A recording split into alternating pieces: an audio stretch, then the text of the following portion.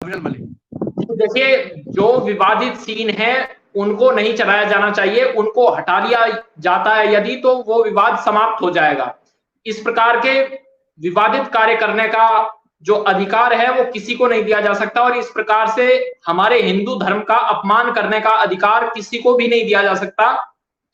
और ये बहुसंख्यक आबादी वाला देश है, यदि इस देश में हिंदू समाज का अपमान होगा तो आपको भी मालूम होगा तो दुनिया भर में क्या होगा वो आपको देख लेना चाहिए। इसीलिए भारत के अंदर किसी भी व्यक्ति को ये अधिकार हम नहीं देंगे और ना ही ये दिया जाएगा कि हिंदू धर्म का, हिंदू समाज का और हमारे देवी देवताओं का अपमान कोई व्यक्ति करे।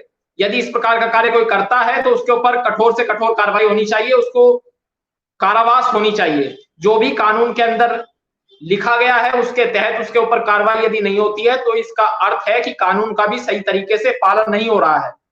यदि कोई व्यक्ति इस प्रकार की बात करता है, किसी मजहब के खिलाफ बोलता है, तो उसके ऊपर कार्रवाई इस देश में होती है। और यदि हिंदू धर्म के खिलाफ कोई व्यक्ति बोलता है तो उसकी right to freedom of expression बोल करके, उसकी अभिव्यक्ति की स्वतंत्रता बोल करके उसको छोड़ दिया जाता है। ये कहां तक उचित है? किसी भी व्यक्ति को, इस प्रकार के व्यक्ति को नहीं छोड़ा जाना चाहिए, नहीं बख्शा जाना चाहिए जो व्यक्ति हिंदू धर्म का, हिंदू समाज का अपमान कर रहा है। लेकिन अगर उसके अंदर से वो विवादित सीन हटा लिए जाते हैं तो हमें कोई आपत्ति किसी भी प्रकार से नहीं है।